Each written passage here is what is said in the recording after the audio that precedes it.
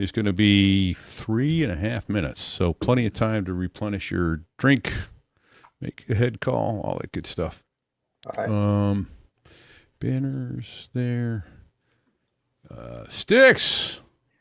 There he is.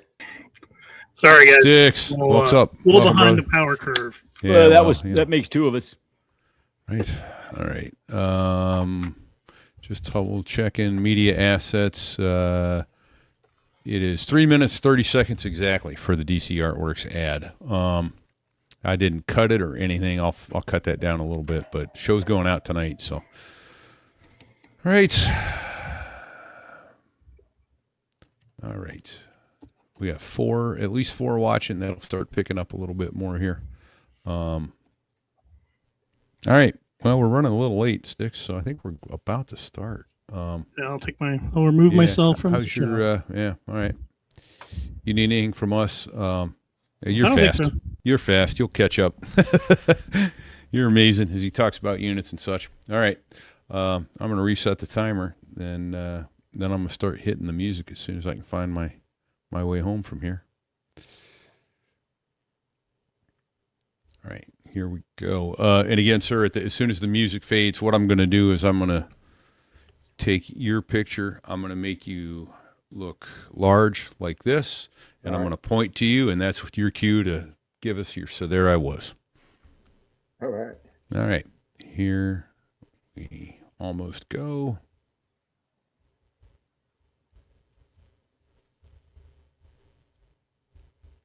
Quiet, numbskulls, I'm broadcasting.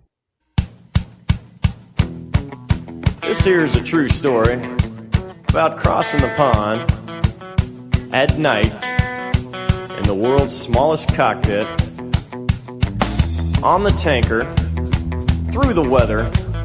Oh, and to the tanker crew who did that, thanks a lot. We really appreciated that. I'm just kidding. No, I'm not.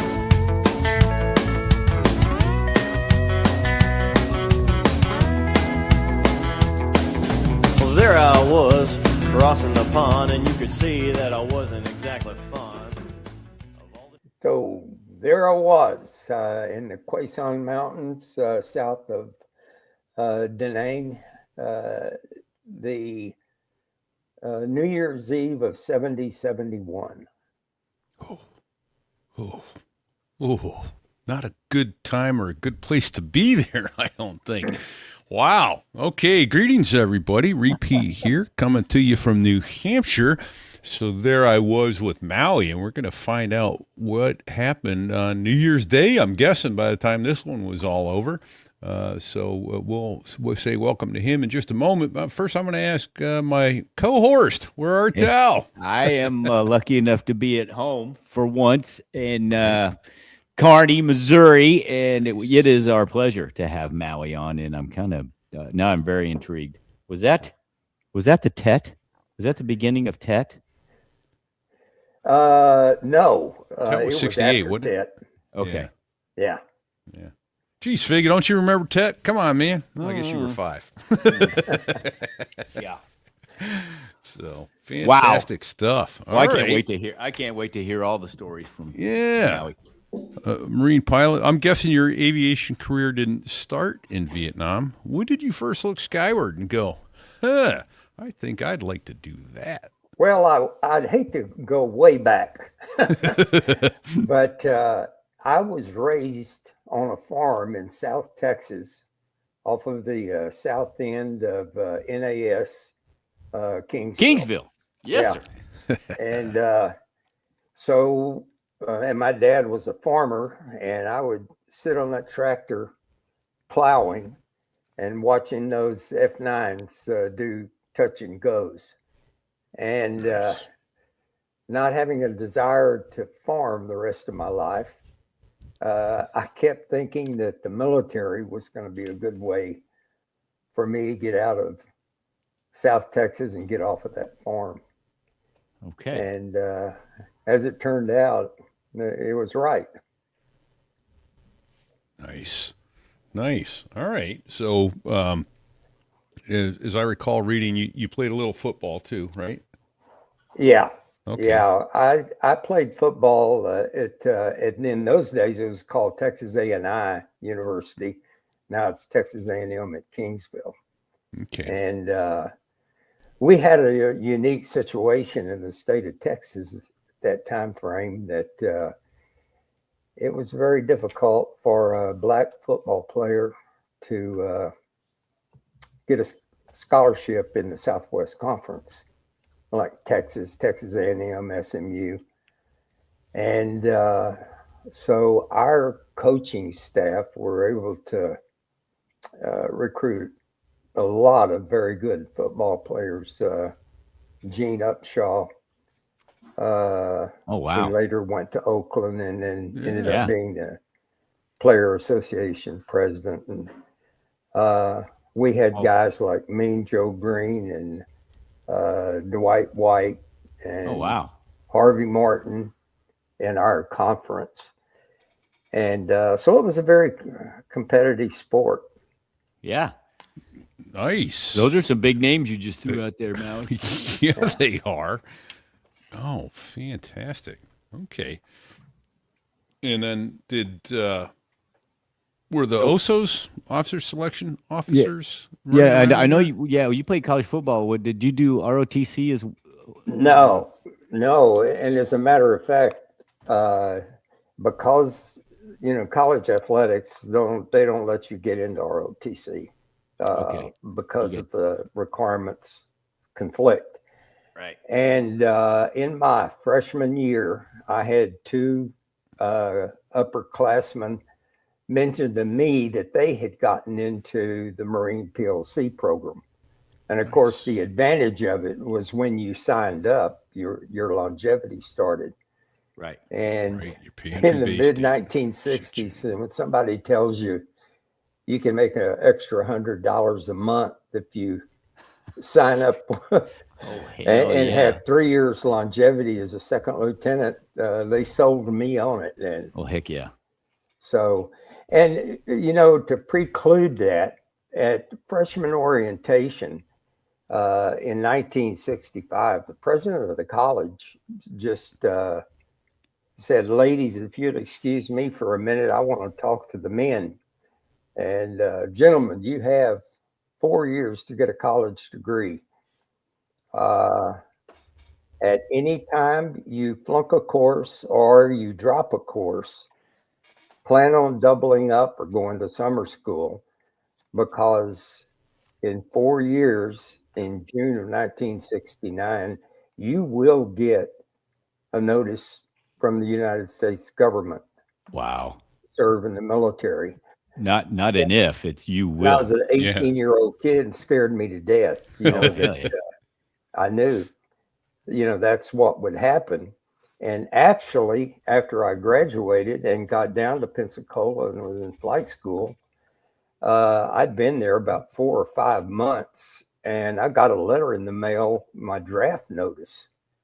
Oh, shit. And so I went jumped on the phone and called the office, selective service office in my hometown. And I said, I got this draft notice. I've been in the Marine Corps. I was commissioned 6 months ago, and I'm going through flight school. I'm going to get my wings in 6 months. And the lady said, "You didn't notify us of your change of address." And I said, "Well, no, I didn't, but didn't know I had to." What part of She me said, being on active duty didn't you understand the first time? Yeah, and Lady? it was, I could put you in jail for not notifying us. And I said, "Ma'am, I got to understand. I'm going to Vietnam in 6 months. If you want to process this paperwork and put me in jail, that's fine with me." Yeah. And Right. 3 squares in a cot. that's right. So that was pretty much it as far as fly school went. I will say, if you guys are interested, I twice served under the great Santini. Yes, I am interested to Yeah. hear all about this. Yeah, Don Conroy. And you know, when you get to flight school, they send you into an evaluation for your weaknesses and strengths and determine whether you need stupid study before you start your flight training. And it was the first week, Friday afternoon. We all had our wives at home getting ready to go to the O Club for steak and lobster and happy hour. And some lieutenant walked in and said, Colonel Conroy wants to see all of you at 1600.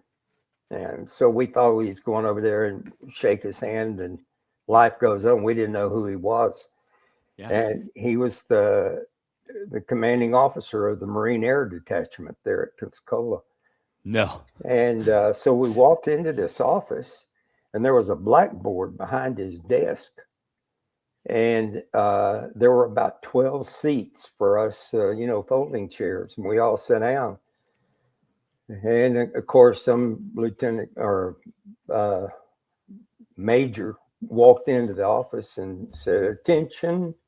And we all stood up, and Colonel Conroy walked in and walked around behind the back of of his desk in front of the blackboard.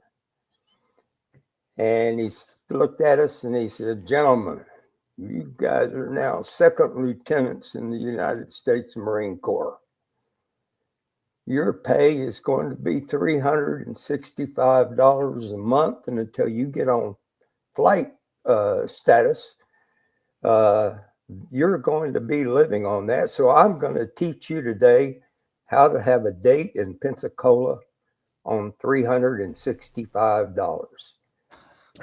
And so then he started drawing a map, and he showed us how you could go out on the highway and pick wildflowers. And he told us, a gentleman does not go and pick up a date without a bouquet of flowers. Okay. And so, and he said, and they don't cost anything.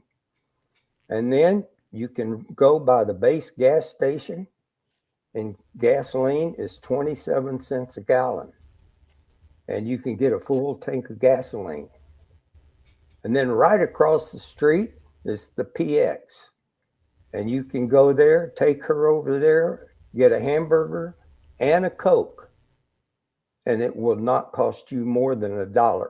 You can take her to the movie right next door, and it's 45 cents to go into the movie.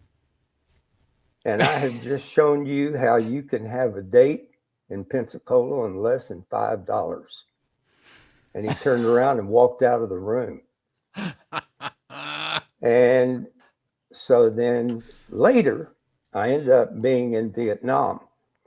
And one of my squadron mates' father-in-law worked, he was a colonel over on the G staff, the wing staff. And he invited us over for steak and lobster on Sunday evening, which the flags did. And we went over and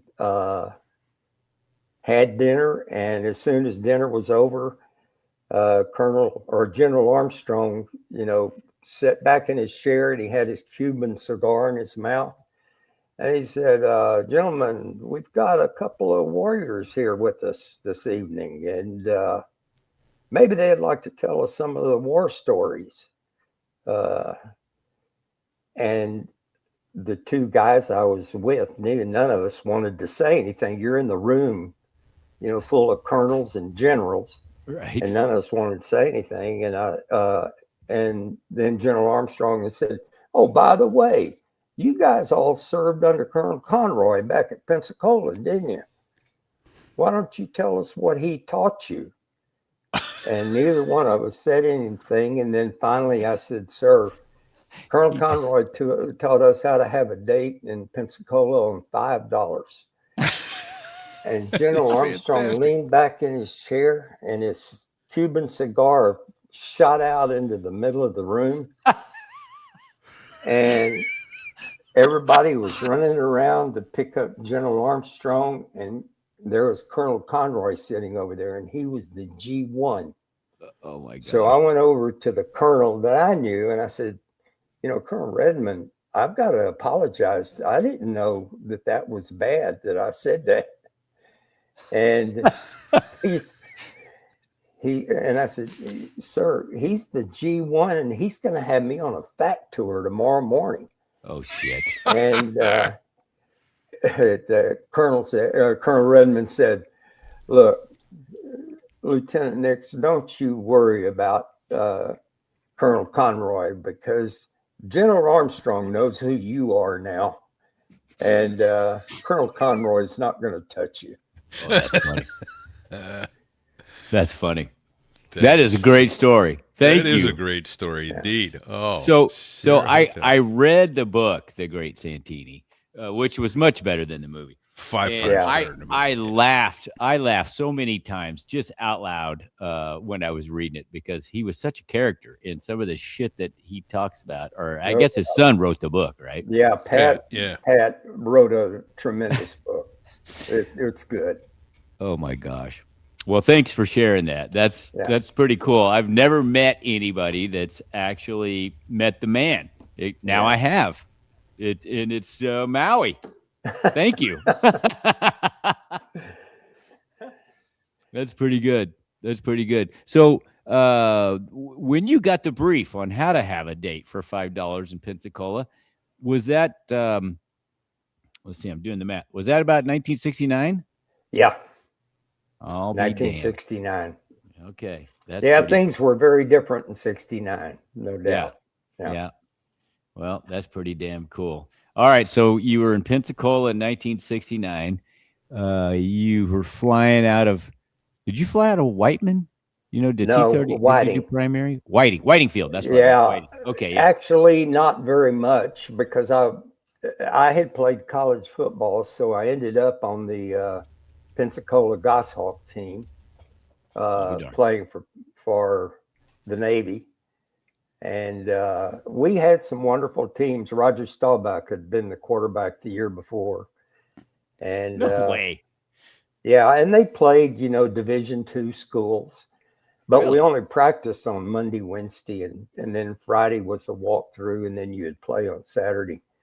But we had guys from Holy Cross, Michigan, 6 or 7 from the Naval Academy.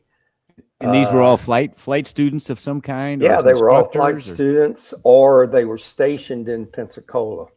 And we're talking full contact football. Yeah, we would play Louisiana Tech, Middle Tennessee, and schools like that. And what if somebody?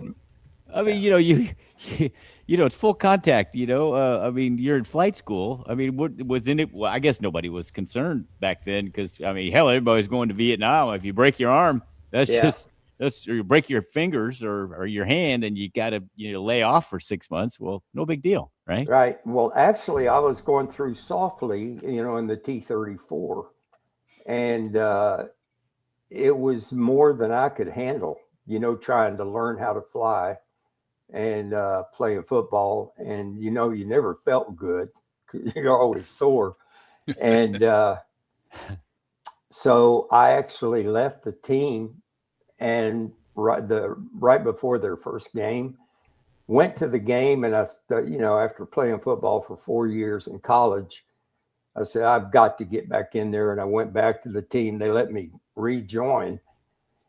And then I finished it softly, the T-34, and was supposed to go up to Whiting for the T-28 training. And because I was on the football team, and there was another kid that was right in the same position I was. Tight end, right? They put two T-28s down at Sherman Field and let us go through our flight training out of Sherman instead of Whiting. And they assigned us, each one of us a flight instructor. And we did our ground school at Sherman Field. Yeah. I used to fly with the Blue Angels all the time. They would be taxiing out, and we'd taxi out right behind them. Oh, sure. Yeah. That happened occasionally out at El Centro. We'd go out for bombing deaths and stuff. Yeah. But Well, that's so in 1960. So this was 69. So T-34 was primary, and the T-28 was that intermediate before HT training, or what? No, what? yeah. When you went through the T-34 at Softly, that's when they decided if you went fixed wing or helo. Okay. And it was during the Vietnam War, and if there were 12 of us in the class, 10 went helos because they needed replacements, and 2 went jets, went fixed wing. Okay. And so the odds were against you of getting jets. Sure. And so the instrument training was done in the T-28, I guess. Yeah, on the T-28, and that was before all of these simulators and everything like that. So all of our instrument training was under the bag. Oh, gross. Yeah, that's no fun. And so for our listeners, could you just describe what that meant, what that means, under the bag? Yeah, well, you're sitting in the front seat, and they have a little curtain that you pull over the top of your head, and it sits right on top of the dash. Yeah. And then you would go out and either fly a basic instrument hop or a nav hop or whatever, and you can't see outside. And of course, the instructor's sitting in the back. And if you start doing anything squirrely, he would correct it. But again, flight simulators in 1969 was a cockpit that they had cut just the cockpit and the seat, and you would sit there and the switches weren't attached to anything. You would just say, engine start and stuff like that. Yeah. So they look pretty, but they couldn't fight. Yeah. And, and how basic it was. Then I went out to Camp Pendleton to go through my gunship training because I was going to fly H-1 gunships. And because of the Vietnam War, they didn't have the repair parts. Oh, sure. To operate the guns and the rockets and rocket pods. And so when we left Camp Pendleton for Vietnam, I was what they called a temporarily qualified gunship pilot. And I'd never fired a rocket and I'd never fired a machine gun. And their point was, hey, we got a war going on. You'll go over and carry out some mission. And on the way back, there's always free fire zones. And so tell them you've never fired the machine guns or the rockets, and repeat and get some practice that way. Unbelievable. Right? No. Well, they're doing it now with carrier quals. You don't get the carrier qual till you get yeah, that's true. That's true. Okay. I guess, we've come full circle. Right? Unbelievable. Oh, we have indeed come full circle. That's crazy talk. Let me back up, please, just a little bit. So your commissioning source was PLCs. Did you go one summer or two? Two summers. So you also failed life's IQ test and went back. Like me. Fig went once and didn't want to go back. It was too late. They already had him by then. So what was your first morning like when you greeted your sergeant instructor for the first time and said, "Good morning. What a beautiful day." What was that? Was that a culture shock? Did you have a clue as to what to expect? Or in boot camp? Yes, sir. Yeah. My first morning was total fear. Shocking. I had never experienced anything like I don't think anybody ever has. Yeah. Right. And but and I tell other kids this, that, that are going to the academies or wherever it may be. Mm-hmm. You look back on boot camp, and whatever period of time they have you there, they do not waste 1 minute. No. Everything that they do has a purpose. Yeah. And Oh, that's I excellent. just, tell them, just keep your head down and suck it up, and soak it up. And Zip it. because it's none of it is harassment. They're teaching you a lesson. They're changing your life, Right. and your behavior. Right. That's And, pretty spot on right there. Yeah. That pretty much says it just exactly how it is. That's well said, sir. It Well really said. is. Yeah. And I still remember the contest of who could get the most guys in those Dipsy dumpsters in the shortest amount of time, and you're sitting there saying, what in the world? Because you were doing head jumps into that dumpster, and it still had stuff in it. And you're going, what is this? 12 of us in a Dipsy dumpster. What does that prove? But it worked. Right. Oh, fantastic. Holy cow. And the harassment was always funnier when it was happening to the guy next to you. Yeah. Down the row. Yeah. So, do you remember any specific harassment gigs besides the dumpster? Or any other special? Well, they would wait for a thunderstorm, and as soon as the thunder was gone, and then you just had the rain, and they'd take us out on marches down the, those dirt roads at Quantico. Yep. And then you'd start in a slow pace and running a little bit, and then they'd holler, air attack, and you'd have to slide in the mud and just stupid stuff. And Of course. That's good. Wow. That's money. Right. That's good stuff. Now, did your time frame was TBS something that you did, or did you go straight to flight school? no, they waived TBS for us. Okay. And so, the guys out in the fleet would say, you're really not an officer because you didn't go to TBS, after boot camp.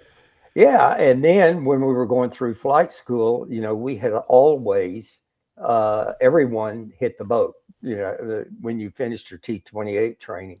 Okay. And they waived our hitting the boat. So I never got to land on an aircraft carrier until I got into Vietnam and was landing on carriers in an H-1. I'll be damned. Wow. Oh.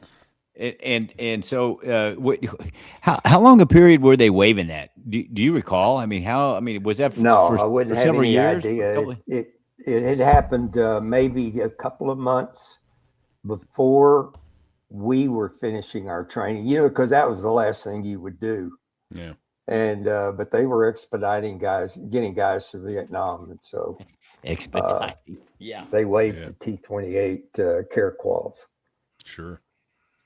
Okay. Wow. So when did you pin on your wings of gold for the first time? June of 70. Okay. Yeah, 1 year after graduating college. Okay. Pretty quick. That was pretty expeditious. Yeah. Right. What was the path to? I think you mentioned it. The path to helicopters. When did you select that? You don't select it. Oh, okay. When did they select that for you? When you had, it was after the T-28. Okay. Yeah. Okay. Yeah. All right. Matter of fact, it was the week that you got your wings. And, Okay. Right. Yeah. So you got winged before you went to the HT, before you went to helicopter training? Yeah. Yeah. No. Let's see.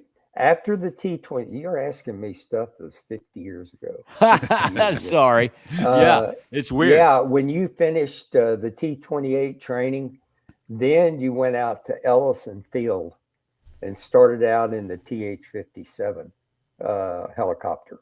Okay. And then when you went through about, I don't know what it was, 24 hours of that, you went to the H-1s. And when you completed that training, you got you received your wings. Okay. And I think it was X-Man was telling those were single engine H-1s, right? Yeah. Yeah. The overpowered. Yeah. Yeah. Well, the twin engine H-1s really didn't, and I don't know the history, but probably the 1980s, 1990s. Is that right? I thought they were in the fleet then, but not in the flight school. So, no. Okay. No. It was a November model of that the Marines and Navy got. Okay. Yeah. I don't remember the exact dates. Yeah.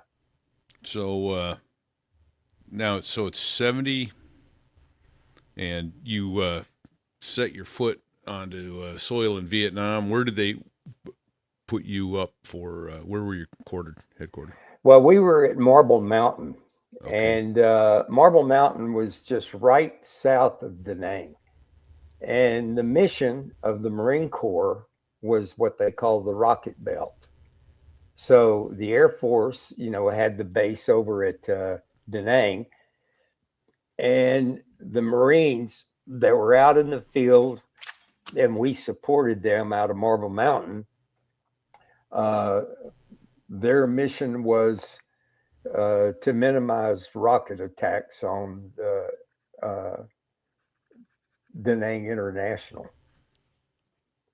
And getting there in 1970 and 71, the Marines were pulling out, and that was why I was only there 7 months. And they were pulling out, and the Army was taking over the mission. So we were working with the Korean Marines, what we call the ROKs. The ROKs, ROK Marines. Yeah. Republic of Korea. The most unbelievable fighters I've ever met in my life. Is that right? Yeah. Tell people why. All they had to do in strategic planning is put the ROK Marines in a certain area that was trouble, and the Vietnamese left that area because they knew what would happen to them if they were captured by a Korean Marine. And how about that? So it was fun working with them. They were pretty badass. Yeah, they meant business. Yeah. Fantastic. Okay. So did you have 50 cals in the door on the H1, No. sir? No. It's 7.62 bullet. It was M. Damn, I knew you were going to ask 46 or something. M60. M60. Yeah, that's what it was. Yeah. M60. Yeah. And the reason we preferred, or a lot of people preferred having, Huey gunship cover instead of the Cobras. If the Cobra was out on a run and his gun jammed, he had to return to base. Oh. And we had 2 fixed forward firing machine guns on each side, and then 2 one swivel mounted on each side. So we had 3 machine guns, and on each side we had a gunner and a crew chief. And so if you went in on a gun run and one of the guns jammed, all you would do is pull back up 1,500 feet, and the crew chief would get out there on the skids and clear the jam. So we could stay on Yeah, Oh, we yeah. could stay on mission, and that was Nice. an advantage. And very late in 1970, well, it wasn't that late, probably March or April, they brought the AH-1Js over. Okay. And now you're talking about a twin engine Cobra Yep. with, that fired the 20 millimeter cannon. And I mean, that thing was a cannon compared to a 7.62. Oh, sure. Yeah. And did you guys carry rocket pods as well? Yeah. The Nice. 2.75 rocket pod. The Zuni rockets. And was it effective? Yeah. I mean, it set a hooch on fire, but Yeah. uh, Get their heads down at least. For Yeah. Area weapon. It's, I mean, yeah. it was a guided. It was, My favorite story is what you do is you used to have a sight that would come down on the windshield, and you could look through that sight and pick out the target. Then you'd fire one rocket and see where it was going, and then you'd know how to correct the windshield, with using the sight. Okay. Yeah. Well, after 15 years of flying those Hueys over there, most of the sites were broken out, guys getting in and out of the aircraft. So you didn't have a front sight to look at. And so all you do is just pick a booger and stick it on the windshield. And that was your front sight. And, Oh man. So yeah. That may be a show title. Pick a booger and stick it on the windshield. it worked. Right. And you had to have the ball center, but Yeah. that was all right. Combat technology at its finest. well, it worked. Yeah. Put the thing. That was an early version of put the thing on the thing. Right. Right. That's right. Put the thing on the thing and squeeze the trigger. Yeah. Well, now It you had worked. a reference of what the thing was. It wasn't quite as accurate the first shot, but fantastic. Oh, Well, that's man. good. Okay. Right. I'm on board with you. Totally, Maui. I totally get it. That's awesome. Did you guys ever do any medevac in that? I mean, you had the guns here, obviously. No. No. Unlike the Army, and I'm trying to remember, I believe they had the H model Huey, Okay. and it was a little more powerful Okay. than the Echo models that the Marine Corps had over there. And so we either had a VIP mission, and that Okay. would be one or two of our aircraft in the squadron carried VIPs around Okay. because we were right there at the division headquarters, and the other 10 aircraft were all gunships. And so, I don't even remember what the question you asked, but Well, Oh, did you do medevacs? So yeah. no, Yeah. no, we so- covered medevacs. Okay. And so we were the gun cover for that, or for an operation somewhere, or a resupply, that type of What's the daily day? work. so Yeah, it was when you were on the flight schedule, it was 7 or 8 hour flight time a day. was that an every other day kind of schedule, or Well, it depended on who was on R&R, and Oh. who was available and who would fly with. Some guys wouldn't fly with some guys, and so it was not daily, but I was only there 7 months, and I got over 1,000 hours. Oh my goodness, Yeah. So that's a lot of time sitting in the seat. yeah, Right. yeah, you spend a lot of time airborne. So 1,000 hours in 7 months in Vietnam. How many times? Because I'm, Repeat, and I don't know if you know this or not. But Repeat and I are get the yips when we start talking to helicopter pilots, because we know helicopters don't, when they don't crash a lot, but what do they call it? Have unscheduled arrivals. Yeah. So of 1,000 hours of flying in Vietnam in 7 months, how many unscheduled arrivals did you make? None. Wow. No kidding. Wow, that's It impressive. was a stick. You That's outstanding. gotta get her done. But All right. That's good. That's good. That's outstanding. God, I like to hear stories like that. yeah. Right. Yeah, we didn't have much of that.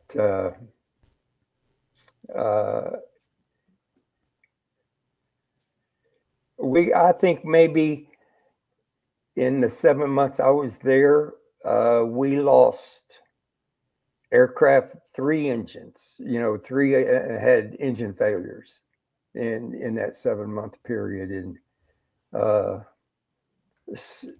and we didn't have any shot down. Now, Okay. we had plenty of, you'd be doing gun cover, and the CH-46s were the medevac aircraft.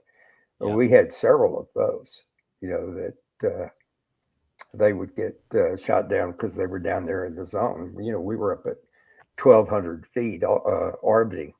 Yeah, And, making gun runs and things. Yeah, like and then that. we'd make gun runs and doing crap like that. Wow. Right. Well, Okay. that's good. I'm glad to hear that. I'm kind of shocked, honestly. Yeah. Some of the other guys we've talked to have had the opposite of that experience that you've had. And Yeah. Of course, they were flying the medevac missions. They were down in the Oh, yeah. Wes all No, the it was time. very different down there. Because I mean, you can imagine the situations you get into when you're on the ground, and Sure. but it wasn't that bad. I will say, and this is nothing against naval aviation, but we had a pretty wild bunch of guys in that period. And one time I sat down and wrote down 21 names of guys that are no longer with us.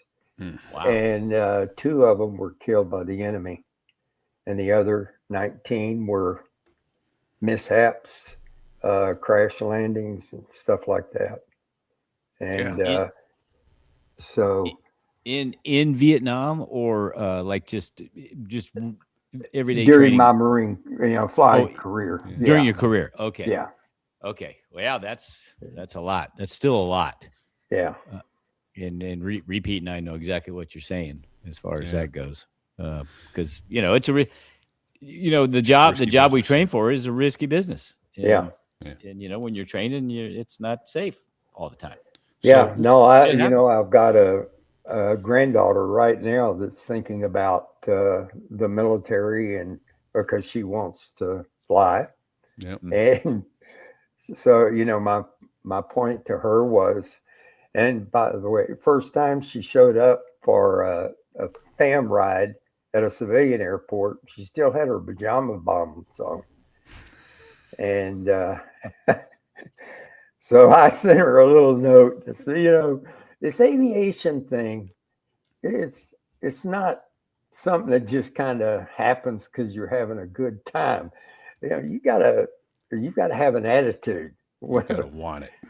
when you decide to strap in an aircraft. Yep. Well, yeah. Yeah. So I've got a daughter who's about to start C-130 flying in the Air Guard. Outstanding. So yeah, I'm very excited about that, but also only slightly terrified for her. Yeah. So it is what because it you is, have but- too much inside knowledge to not be. Exactly. Exactly. And that's good. Yeah. And maybe you could translate that to her so she stays frosty.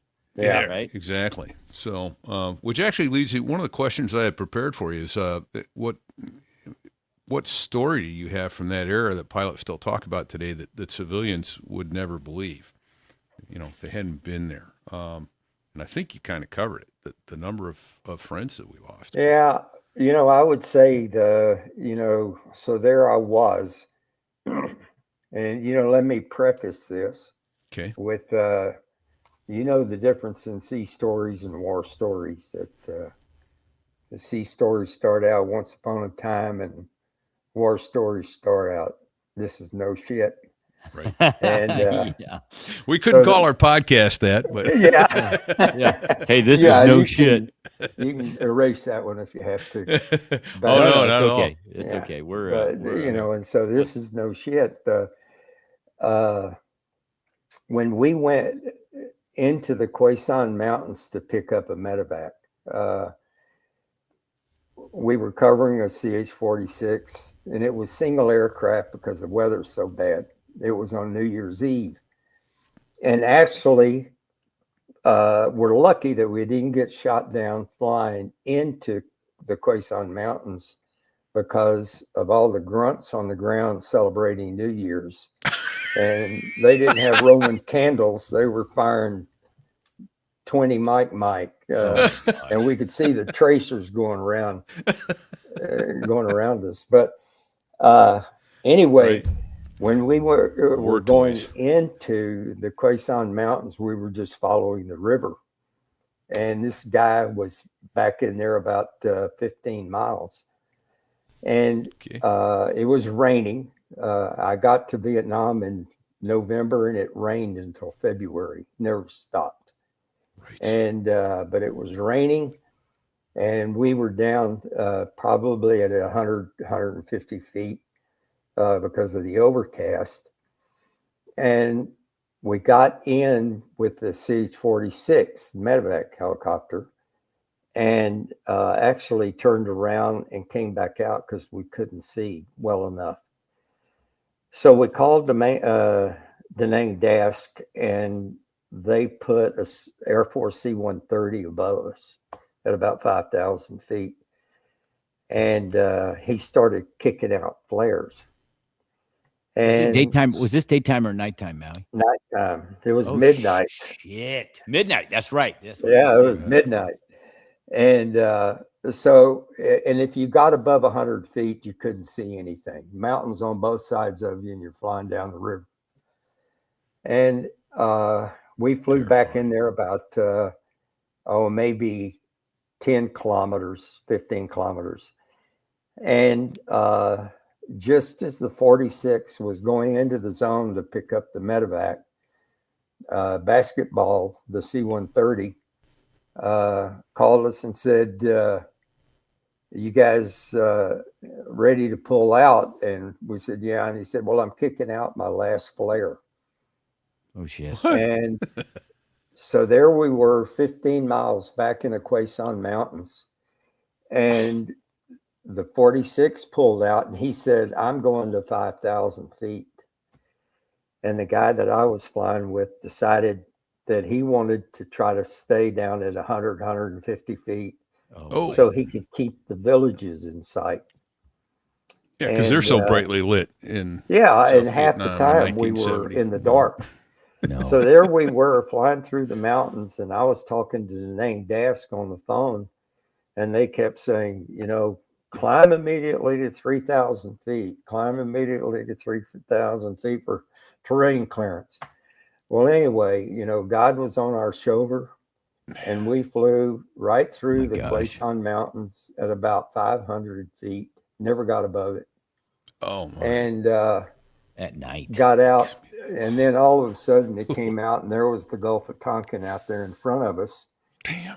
So we flew back in to Marble Mountain and went into the medevac bunker, and we had another emergency medevac.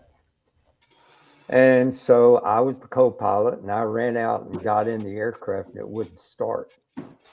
And so I jumped out, grabbed all of our gear, put it in the other aircraft that was not going out because of the weather. And the pilot came out and got in and said, why'd you switch aircraft? And I said, because the damn thing wouldn't start. That's a good reason. So we went and did that mission, and then came back to the medevac bunker. And 6 o'clock the next morning, we were relieved, and we went back over to the squadron, and it's walking through the hangar, and one of the mechanics hollered at us, "Come over here and take a look." And we walked over there, and that Huey, a single engine Huey, had a hole in the side of the engine about 5 inches in diameter. And somehow that aircraft with that hole in the engine Made it home. made it home. Wow. And A hole then, from of course, when we shut the aircraft down, the engine locked up. It's like, I'm done. So it was a hole from we don't enemy know. fire, or We don't know if it was Catastrophic. a round. We don't Oh know. my gosh! Oh my The Marine gosh! shooting fireworks on New Year's Eve. Yeah. Oh, yeah. Holy wow. Wow. That's crazy. Yeah. Well, I'm fascinated by this. The reason we're able to bring these amazing stories to you, however, is thanks to none other than our sponsor and all of the people who have lost their financial sense of responsibility and cracked their wallets and send us money. God bless you. We appreciate it. We also need to say thank you to Derek over at DCArtworks.net. So there I was looking around my house, my office, and my ready room, thinking, why do so many things we own look and feel like they were made for everyone except me? You know what I mean. You walk into a store, you find something that's almost right, and you settle. The size is wrong or the design isn't quite you. The details don't tell your story. Now, that's where DCArtworks.net comes in. DC Artworks is an American-made, veteran-owned company that specializes in creating custom metal art and fabrication. This isn't a place where you pick from a handful of generic options and hope that it works. This is where you bring your idea. Every piece starts with CNC cut, hardened steel. That means computer precision, clean details, and a foundation that is built to last. Then Derek and his team hand finish each piece, giving it that personal touch that makes every project unique. No flimsy metal, no easily damaged pieces, no mass-produced decoration that looks like it came from the same warehouse as everything else. In fact, about 95% of what DC Artworks produces is custom. Think about that. Your idea, your story, your design. Maybe it's a squadron piece with your patch and call sign. Maybe it's aviation artwork for your hangar, like your wings or your squadron patch. So, if it's a gift for somebody else, then you can really customize it. Get something that no one else could possibly duplicate. The design library on DCArtworks.net is updated constantly and is a great place to get inspired. But the best projects start when you reach out to Derek and say, here's what I'm thinking. That's the difference with DC Artworks. You aren't buying something someone else decided you should want. You're creating something that reflects who you are. They specialize in powder coating, multi-material engraving, and custom fabrication. They can make everything from small personal pieces to large business projects. They even create custom beer glasses and whiskey glasses. Featuring, squadron patches, call signs, plus some incredible airplane-shaped bottle openers. DC Artworks is also a military GPC vendor that offers bulk and repeat customer discounts and provides some of the best pricing in the business for this level of custom craftsmanship. And so there I was, listeners, Derek has set up a permanent discount. Go to DCArtworks.net and use code STIW. That's Sierra, Tango, India, Whiskey for 20% off every order. Even when another discount is already running, you still get that 20%. So don't settle for something generic. Go create something that is yours. Visit DCArtworks.net today. Look around. Then contact Derek with your idea, because the coolest thing he builds next might be the thing you've been imagining all along. And thanks to DC Artworks for sponsoring this episode.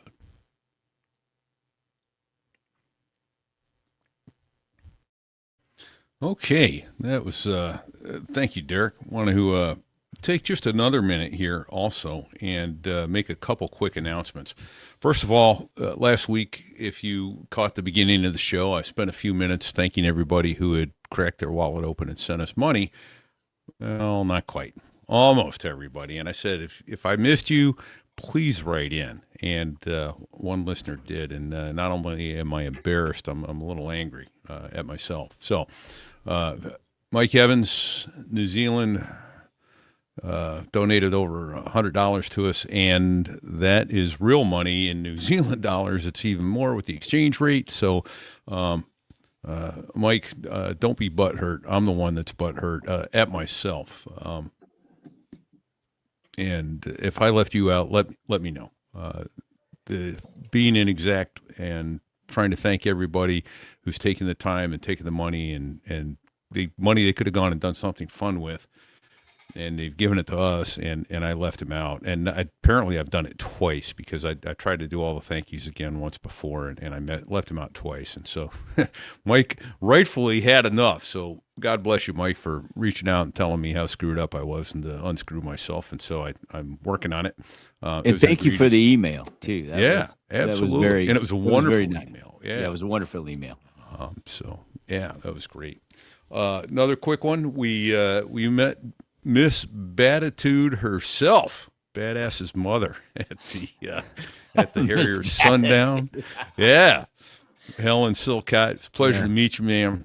Sweet lady. I was impressed to see you come out and spend on a hot day some serious time around the squadron spaces. It's so nice to feel appreciated as a Marine by everything that by all the people who came out and expressed their appreciation and wonder at what was going on there.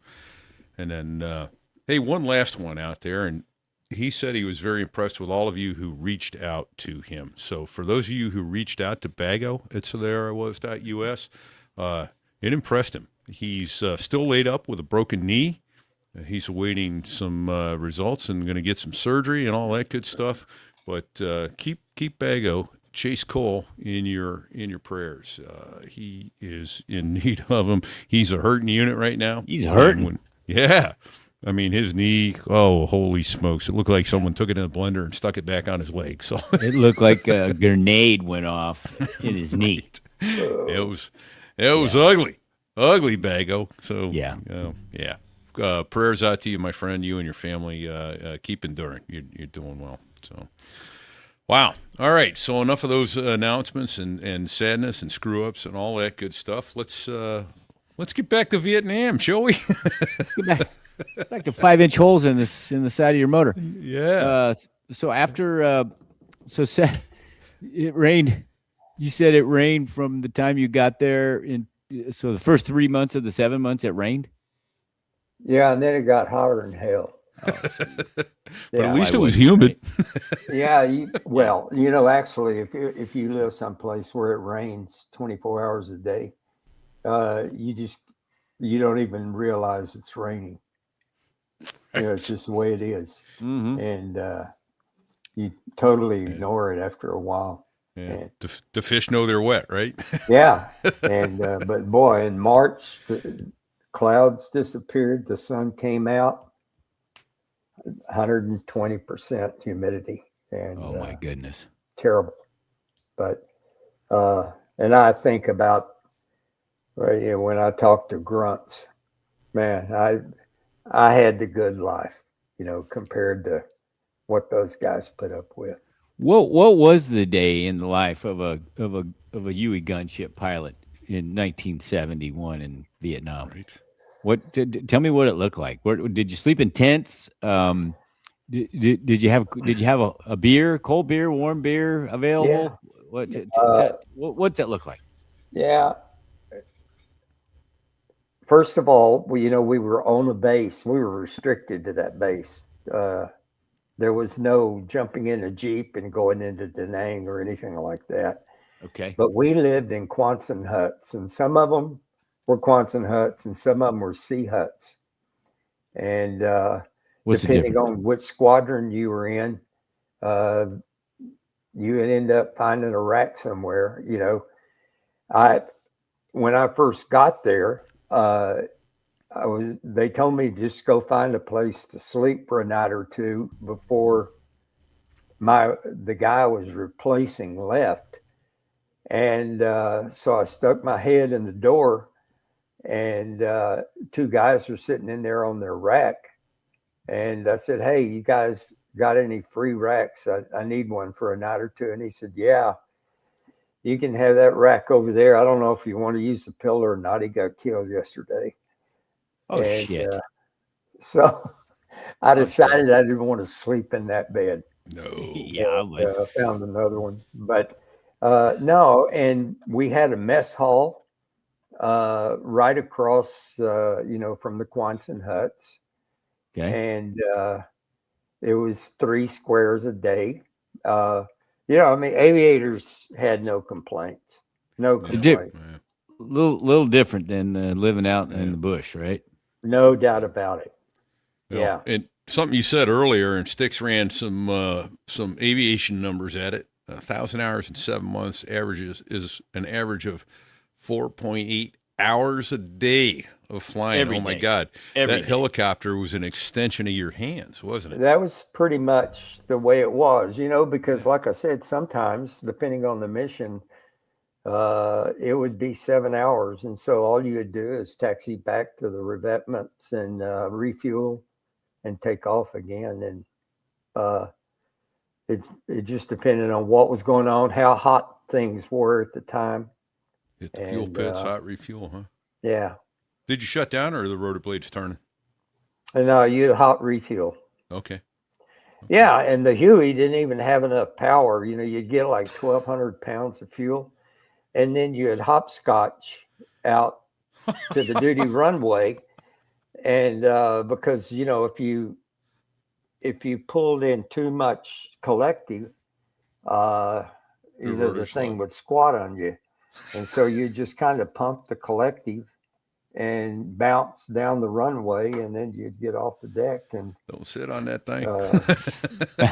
You get through the ground effect. So you get your translational lift, and off you go, huh? Yeah, off you go. Wow. It was because I guess when you refueled, you'd rearm, and so that's a lot of weight, right? How many rounds would each gun? 300 rounds, 500 rounds each gun. Let's see. I don't remember. Don't quote me on this.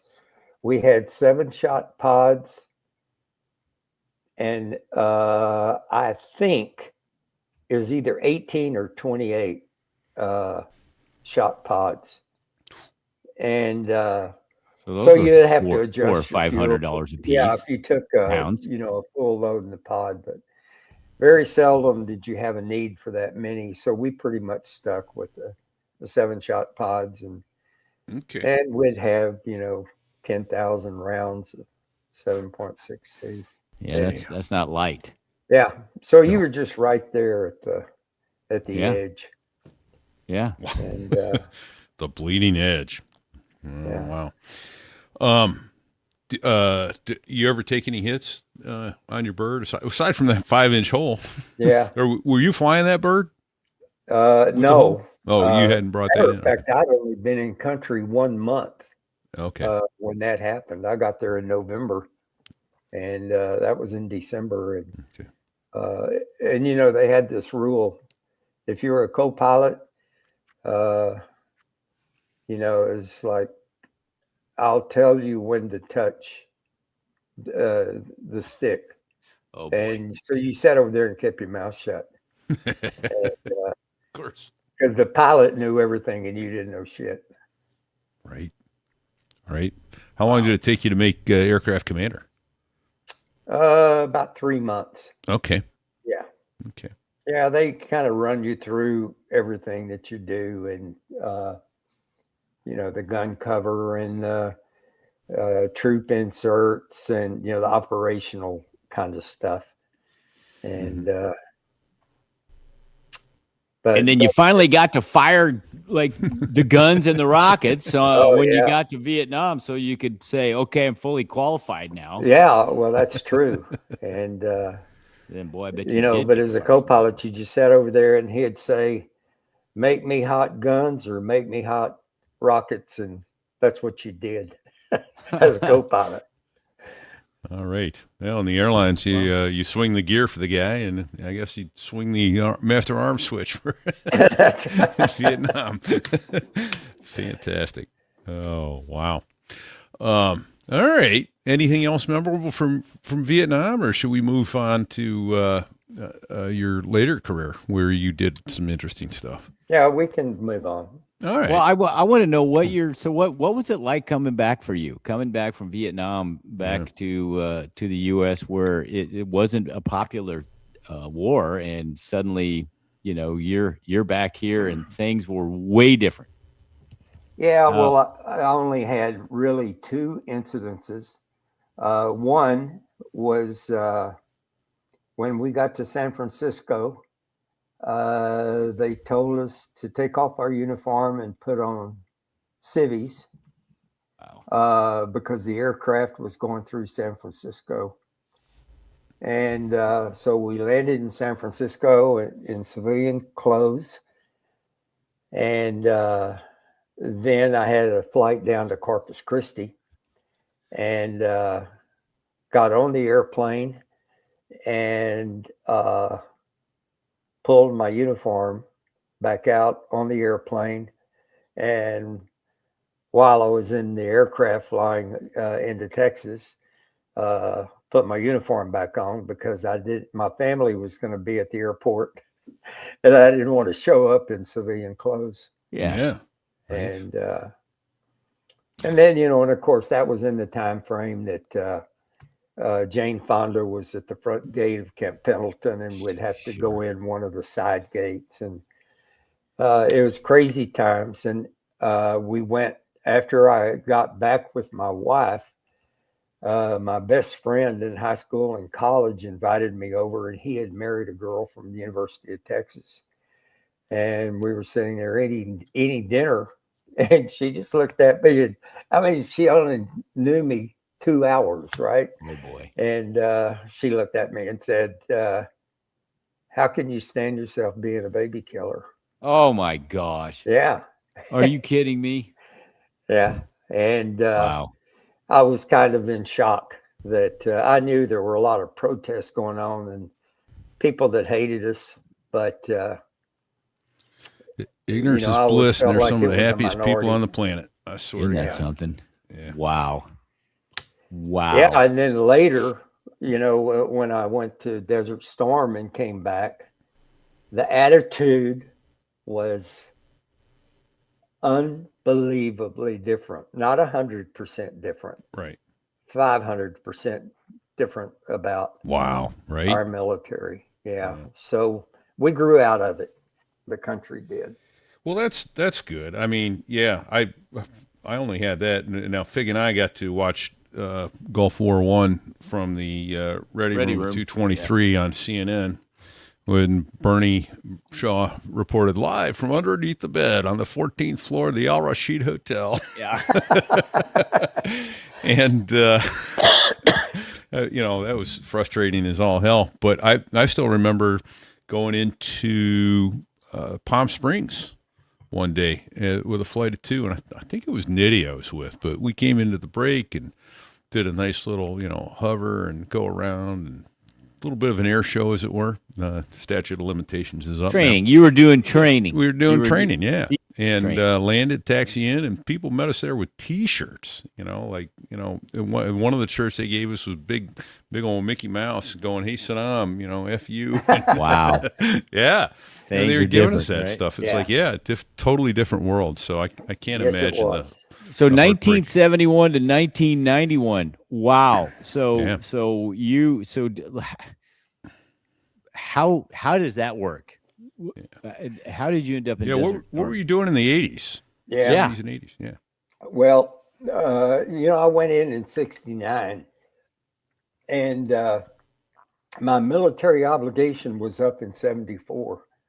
Okay. So I went to my monitor and said, ask him if I could get jet transition or the training command at Pensacola. And he said, no, you're on the West Coast and we've got a float going back to Vietnam Oh, sure. And so you're gonna Without go, me, you do. yeah, back to Vietnam. Uh-huh. And I had a friend that had already gotten out and had gone to work for Bell Helicopter International out of Fort Worth, Texas. And he had sent me a letter and said, hey, they're training Iranian pilots over here. How would you like to come over and train Iranian pilots? And so, How do you say hell yes in Farsi? Sounded pretty damn good. Exactly. I I can imagine. resigned my commission and went to Iran for 5 years. And while I was over there with Bell Helicopter, I was the program manager for the, the AH-1J program, I believe. Okay. It was a J. I don't think it was the T yet. But I was the program manager for that.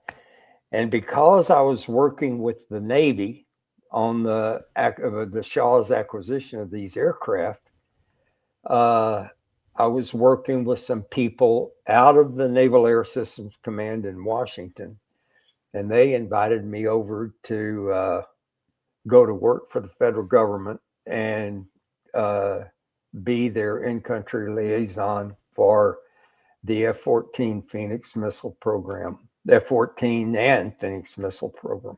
Okay. So I had been in Iran 2 years on the AH-1 program, working for Bell. And then my last 3 years, I was working for NavAir on the F-14 program. As a government contractor or No, I was a civil servant. GS employee. Yeah, GS Government employee. service. And Yeah, I'll be damned. we did that until the evacuation. And we left all of our furniture, our car, everything in Tehran. Yeah, what was that like? So you were there when the shit went down, when the I Shah think got over. What was that like? Yeah, I hope nobody from the State Department's listening. But They don't listen to us. no, it was a goat rope. Yeah, And, I can only imagine. Yeah, we were still. They actually made the wives and children come home, and it was probably like the 1st of January of what would that be? 1979. Yeah. And Yeah, that sounds right. Yeah, 78, Fall of, it 79. was Yeah. like October of 79 when the Shah Yeah. fell, right? Yeah. Yeah, so we were still there. And of course, if you wanted to quit, you could come home. But if you wanted to stay with the federal government, they were going to tell you when you could come home, even though you were a Gotcha. civilian. Yeah. And I'm wrong so- on the date. I stayed. There were 3 of us on the F-14 program. Matter of fact, there were 4. And my wife was 8 months pregnant when she was medevaced out of Iran. And she went back to a thing called Safe Haven in Corpus Christi, Texas, Yeah. in Kingsville. Okay. Yeah. And she was going to have the baby. So there we were, still working every day. We'd get bulletins on what was going on and everything. So I asked the commanding officer if I could go home for the birth of the baby. And I was still living in our house, the one we'd had for 3 years. And he said, sure. I bought a ticket, went home. The baby was born. I went back to an apartment, called NavAir and said, can you buy me a ticket back to Tehran? And they said, no, the airport's been closed.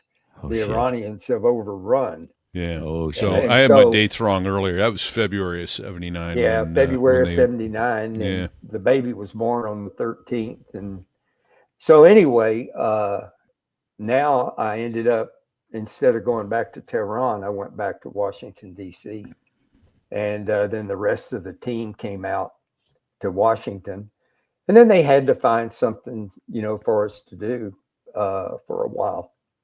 And I didn't have rehire rights because I had been hired out of country.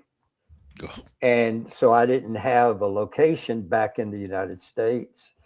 And the admiral that I worked for said, that's not a problem. We'll take care of it. And they sent me out to Monterey to graduate school. nice. And so we went out there for a year and a half. And in that time frame, the insurance companies did what they had to do, and it turned out all right. Yeah. Sure. What'd you do at NPS Monterey? What'd you get your master's in? It was a Master of Science in Administration. So what Okay. they send you out there to do is to learn contract management and financial Okay. management and stuff like that at the graduate level.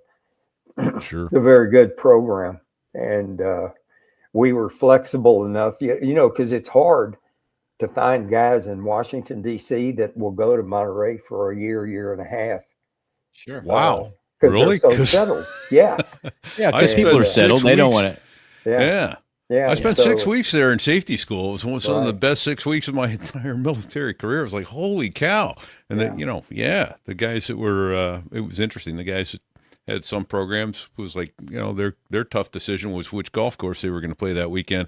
And then the guys with the, some of the engineering courses they teach out there, their tough decision was which 2 hours am I going to sleep tonight? So That's right. Their that sounds engineering right. program is beyond belief. yeah, second to none. Yeah. Yeah.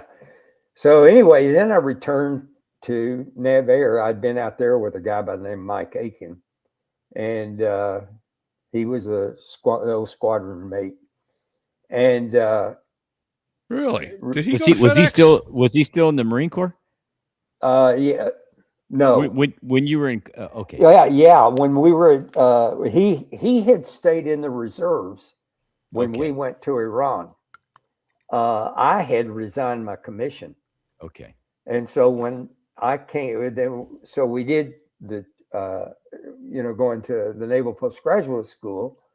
When I got back to Washington, I went over to headquarters Marine Corps and said, now I want to get back into the Marine Corps. I've been gone for 5 years.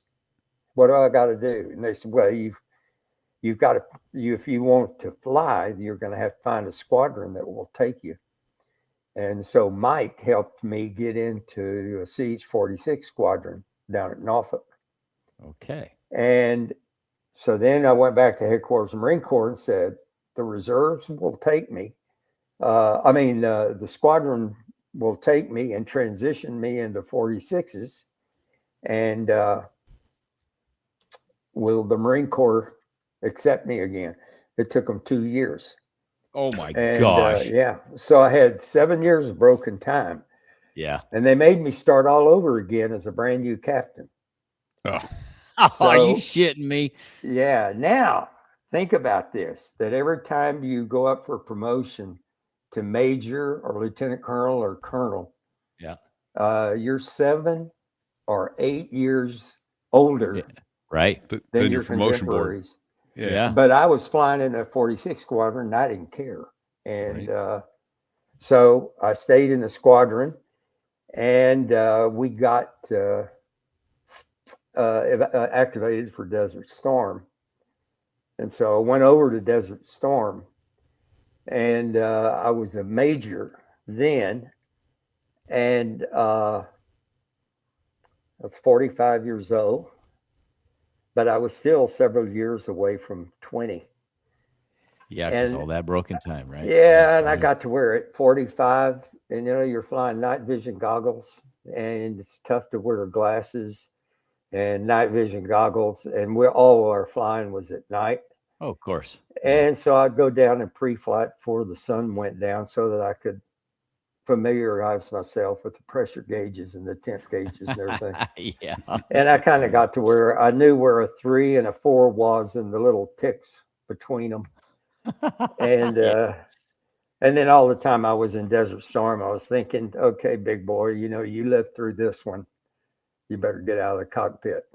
And so then when I came back, I found a job in headquarters Marine Corps and did that for another 10 years. As a reservist. Yeah, I was reservist. Got activated 3 times, Okay. 9/11 and Iraqi freedom. Wow. So what were Well, it you wasn't doing? Iraqi freedom. It was, it was Iraqi Yeah. freedom. Yeah. Yeah. And what were you doing? What were you doing as a reservist in those years? Where in headquarters Marine Corps Yes, sir. or Yeah. Yeah. well, headquarters. let me tell you this. The main thing was I kept my civil service position and Okay. and I was in the program offices, and of course one of them was the Harrier program office. I was the deputy in there and I wish I could remember which years, but Judd Mason was the program manager, and Okay. so I was the deputy on the H1 program, C-53, the T-45 jet trainer, the T-6 Texan, and the Aviate. I was one of the initial cadre guys in the T-45 Goshawk down in Kingsville. You're kidding. Nope, 1993. Let me think of a name. I'll think of it and send you a text. So, do you have any good Desert Storm stories? I mean, Yeah. for crying out loud, that's 20 years from your last combat tour, and now you're Yes, you back. got a little red ink in your logbooks. and you're flying CH-46s, which is an absolute death trap. Yeah, but at least it was defenseless. Oh, well, okay. This is going to take a minute. First of all, we were getting ready. We were out in the desert. They flattened a bunch of sand dunes and put our tents out there, and what Martian matting, Yeah. so that we could taxi up and down on those sand dunes. Yeah. And we were getting ready to go over the berm and go into Kuwait and Iraq. Yes, sir. And they had an intel briefing for the senior officers. And so this intel officer is standing up there, and it was some number like, we're projecting 3 months of combat. We've got 30,000 body bags. Yeah. We're ready to go, right? Yeah. Yes. Well, I'm sitting there, having been in Iran for 5 years. I knew what their military was capable of. And they had an 8-year war with Iraq. And it came out a draw. Yeah. After 8 8 years. Yeah. And I turn around and look and see 500,000 Americans and French and Brits and, you name it. And I'm sitting there saying to myself, and this is in the big CG tent. Right. And I'm saying to myself, this thing is not going to last 24 hours. And the intel officer has given us like a 3-month prediction on how long it's going to last. 30,000 casualties. Oh, yeah. Right. I mean, they were worried. I remember the body bags and everything. Yeah.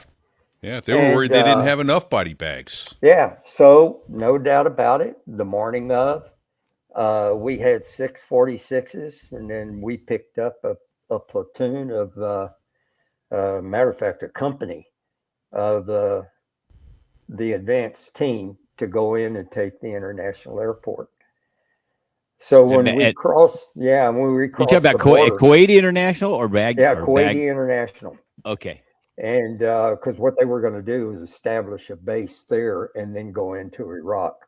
Yeah. And so when we went over the berm, all you could see was oil well fires, hundreds of them, and a lot of smoke and everything. So no doubt we fly in, and we actually flew out over the Gulf, and all you could see was an oil sheen, because the Iraqis knew they were going to leave Kuwait, and they went in and turned all the valves on. Oh my! So that all the oil in the storage tanks would float out into the Persian Gulf. Wow! So we didn't know what kind of anti-aircraft they had left when we flew in, And we landed on the numbers and kicked all those Marines out. And there we had 646s headed back to Kuwait. To Saudi Arabia, out of Kuwait. And the smoke got so bad, we couldn't see, and we just did a real slow turn and went back to the Kuwait International Airport and shut it down. Wow. Well, Wow. now all this running around, we didn't have enough fuel to get back to Saudi Arabia, to Jebel. So we went over to the hotel, and it was like a Marriott, about 15 stories high. All the windows had been broken out by the Kuwaitis. The Iraqis. Yeah.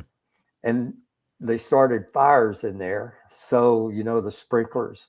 So anyway, we're running around the rooms looking for mattresses because we knew we were going to end up staying in Kuwait City for 2 or 3 days.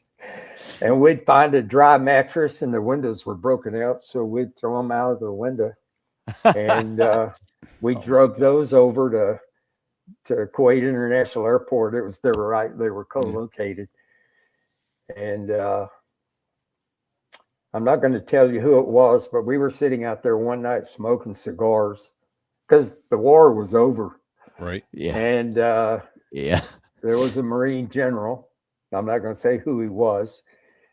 Came out and said, "Hey, man, do you mind if I sit down and have a smoke with you?" And he sat down on the mattress and said, "Well, I got a phone call from old Bull Durham over on that highway where all them Iraqis are running back back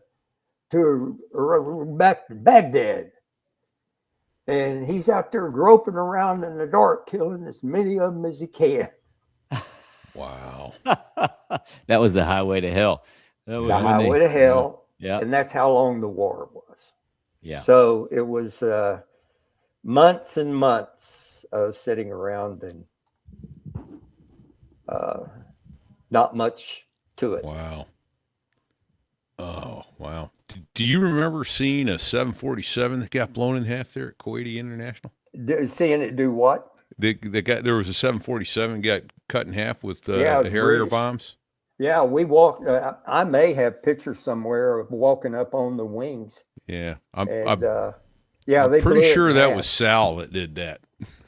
Is that right? It was either Pisser or Sal. I don't know for sure.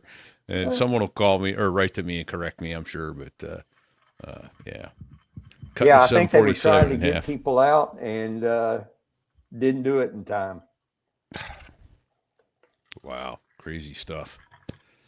Well, that's good stuff right there. Amazing. Yeah. So what I guess I want to ask what does a program director do for especially all those models at the same time? What's your main function as a deputy program director? All right.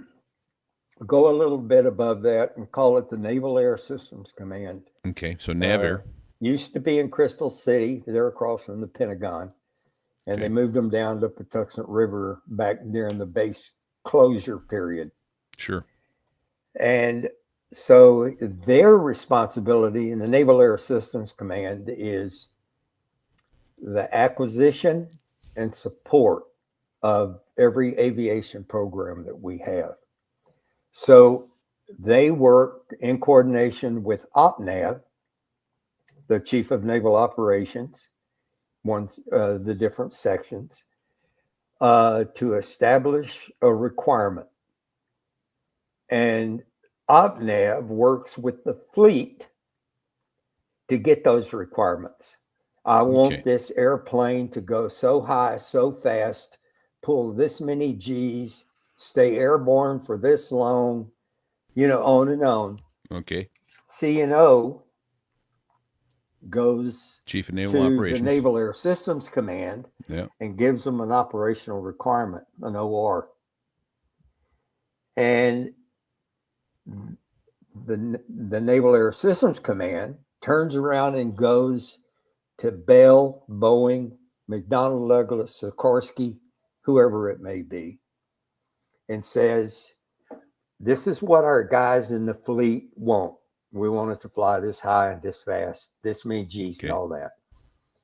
And those companies are responsible, and we actually give them a little money to do it, but they sit down and come up with, if it's a new design or a modification, Okay. they come back to the Naval Air Systems Command. Naval Air Systems Command puts it in a package and sends it over to OPNAV, the Chief of Naval Operations, and said, this is what your fleet asked for, and this is how much money it's going to cost. And it's up to CNO to go to Secretary of the Navy, to the Secretary of Defense, and to Congress and get that money. So that's kind of the wheel that spins acquisition. Okay. And some people complain sometimes that it takes 20 years to develop an aircraft from the concept to delivery. There's a lot of things that go on in that time frame. Sure. Yeah. So what a program manager does, knowing that the Naval Air Systems Command is the ones that are going to go out and buy it, the program manager has to coordinate all of that with the contractor and with the Chief of Naval Operations. And he's responsible for not only the development and procurement of the aircraft, but the maintainability and supply support and all that. So how do we wind up at the Harrier? Asking for a friend. Yeah. Well, the you know what I always maintainability told, on that thing early on, especially, was just a nightmare. But, well, there's so many nightmares in there that, you know, that are politically motivated. Yes, sir. I always tell the guys out in the fleet that the airplane that you strap your ass to is by happenstance and not by design. And because there's, you know, there's a lot of requirements when you're dealing with the government on who can work on programs and what state can they be built in, and on and on and on. Okay. So, and I think somewhere in there I read you helped with working with the Lightning Pod on the Harrier, getting the targeting system and all that in place.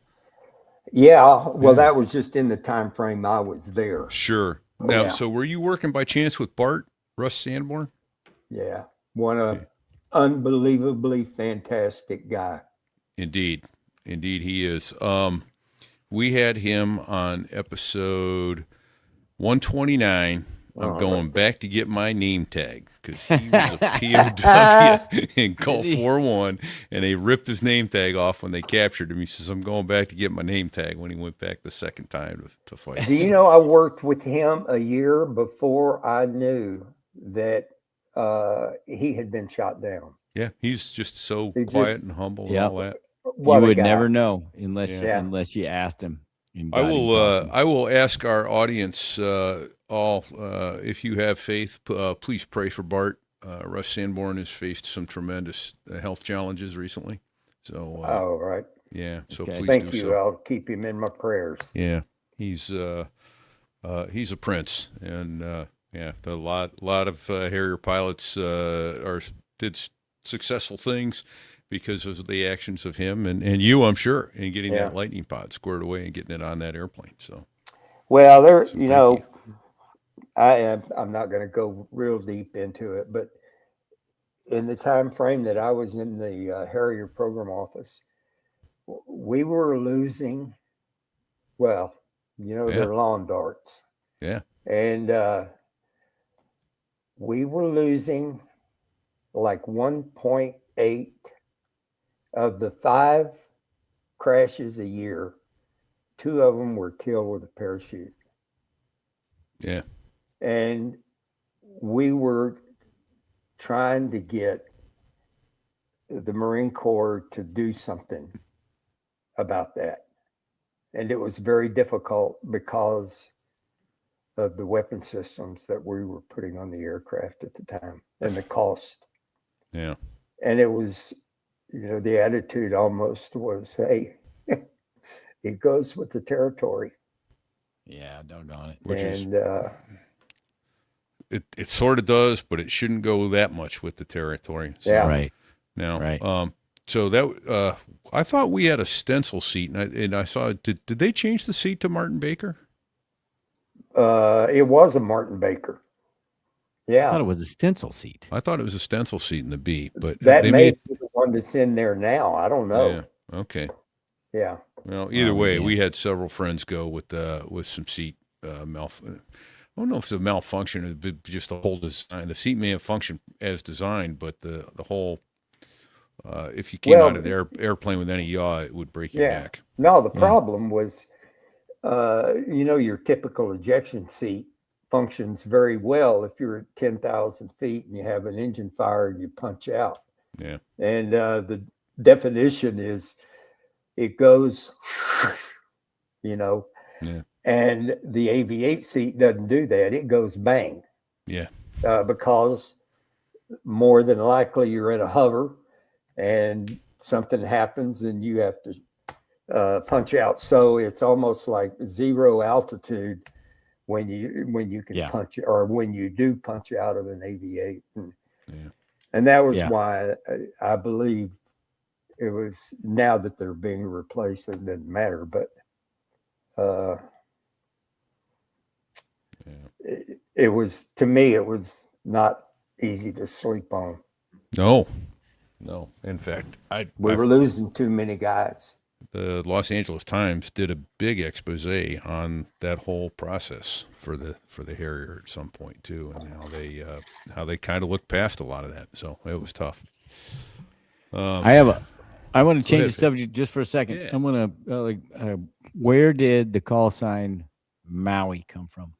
How did you end up with Maui? That's a good Well, landing the plane. In the fixed wing community, you guys may have had call signs back in the 60s, 70s, 80s. I don't know. But in the Oh, the Great Santini. Great Santini. Yeah. He was the Great Santini from the 60s. Yeah, but I don't think that was his call sign. No? That's just what he called himself. Yeah. Oh, But- okay.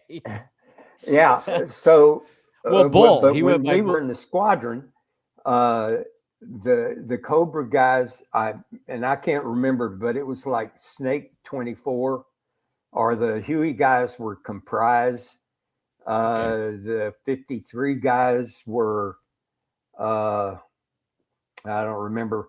The 46 guys were Chatterbox or Swift. And so it went with the squadron and not the pilot. Right. And then you got a number. So Yeah. in Vietnam era, I was Comprise A2. And then when I got into the 46 squadron, now the helicopter guys were doing what the fixed wing guys had been doing for years. And one of the guys in our squadron was from Florida. And I think it's Daytona and Fort Lauderdale has the Maui Knicks surf shops. So he brings me a shirt in one day to wear under my flight suit. It's Maui Knicks surf shop. Nice. And from then on, I was Maui. Okay. Yeah. All right. There you go. I got it. Thank That you. works. But I do love the island. It's a wonderful place. Yeah. What's not to like about Maui? Right. Yeah. And it's got its own aviation hook there. Charlie Lindbergh is buried there. So, all right. Well, sadly, it's come time to land the plane. So I want to offer to you, sir, thank you, Maui, for your service. Yes. Appreciate you. Well, thank you for your interest. Well, and thank you for sharing your stories. Yeah.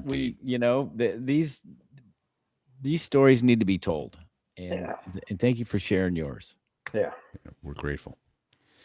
Thank you to all those on active duty, all the veterans, and especially the families who help support them through that, because we all know that those on active duty and those who served and are veterans now could not have done the mission nearly so well without support from the home front. They sacrificed just as much, and we're deeply grateful to all of you who serve your country in each way that comes about. So, Well said, sir. yeah. We got to throw out a special thanks to Dave Hamilton, backbeatmedia.com, for giving us the know-how, the bandwidth, the mentoring, the advertising. Right. What have I left out? Just being a general good guy. And an all-around good guy. All right. Dave Hamilton and backbeatmedia.com. So thank you. Patreon, folks. Oh, well, there we go. There we go. Patreon. For the people who have lost all sense of financial responsibility, are hiding their transactions from their spouses and their financial advisor, thank you for taking the time to crack open your wallet and send money our way to keep these wonderful stories coming to you. We could not do it without you. It seems trite, but it's true. And thank you seems so inadequate, but it's from the deepest recesses of our heart to say we really appreciate your helping to keep this show going. If you want to give regularly, Patreon and in fact, let me back up. Go to sotherawas.us/donate. There's 3 ways to donate. There's Patreon, there's Donor Box, and now Venmo. That's been with us a few months, but if you donate to us on Venmo, we get a bigger cut. Those others spots take about 5 or 6% of your money. Venmo takes like 2%. So if you want to give to us, so there I was.us/donate, so you can continue to hide your financial activity from your spouse and your financial advisor. We question your judgment, but we so much appreciate you. Right? Yeah, we do. And look at that, Fig. We got a merch store. Oh yes, we got a merch. Yeah. So there I was.us/merch. People aren't hitting that very hard at all. It's been several months since anybody's bought anything from sotherawas.us/merch. Is it possible that no one needs anything? Yeah, I mean, come on. That's not possible. Hats, it's T-shirts, cool. hoodies, Koozies, shot glasses, beer beach glasses, towels. koozies, bikinis. It is bikini season. It is indeed. And I look really good in my So There I Was bikini. I'm never going to show pictures. No. Because you don't want to see that. But trust me, I look good. Get your wife or your girlfriend out there with a sotherawas.us bikini, and she's got that QR code right down there in the middle, and people right there pointing cameras at it. Right there where it counts. Oh, man. All right. Yeah.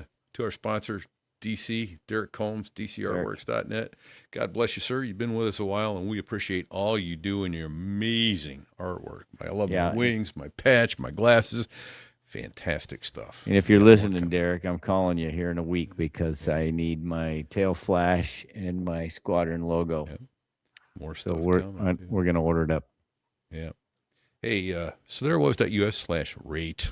Rate. Give us a rating. 5 stars. Count them 5. Don't give us 4. Don't give us 3. If you give us 2 or 1, we're going to hunt you down. So that don't do it. Don't do it. Don't do that.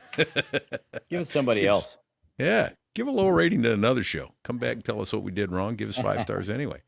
So, and to the son of Helen Silcott, Brad Badass Silcott, BDS Aviation Photography. Yes. Thank you for giving us access to so many of your awesome photographs and being a great supporter of our podcast for the last 4 years. Thanks, Badass. Indeed, Badass. Thank you. And God bless you. We're getting close there. That's about it. I think we got 1 or 2 other thank yous. Well, hold on. We gotta thank Sticks, who's been in the background this whole day, throwing up stuff. Is he the one putting all that stuff up there? He's been throwing some shit up there. He right in the very beginning when we were talking about Colonel Don Conley, he threw up a picture of the man.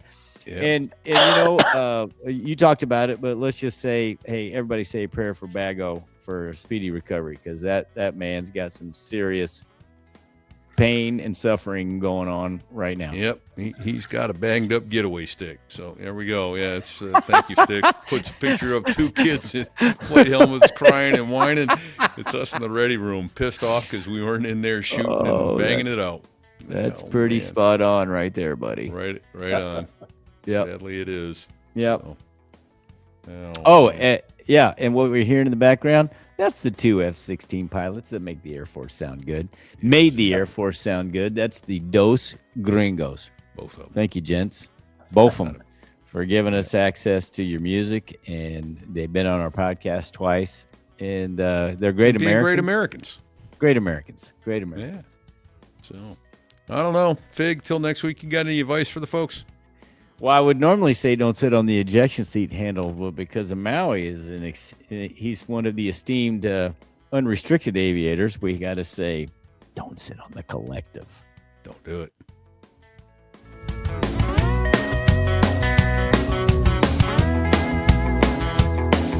Well, there I was, crossing the pond, and you could see that I wasn't exactly fond of all the shit I was wearing on that day. Now an F-16 is cramped enough, but it's even worse with all that stuff supposed to save your life. But we knew there was no way. 'Cause when you're going down in the North Atlantic, man, it's over. Hold on. It's what? He said it's over. I blame society. We're out. All right, folks, it's a Wednesday night. I hate to do it to you. We're going to have to cut it off pretty quickly here. Dizzy, thanks to see you. F-111 driver. Santini, yeah, Bo Meacham. Lots of folks. Doc Talk was here briefly, at least a little bit.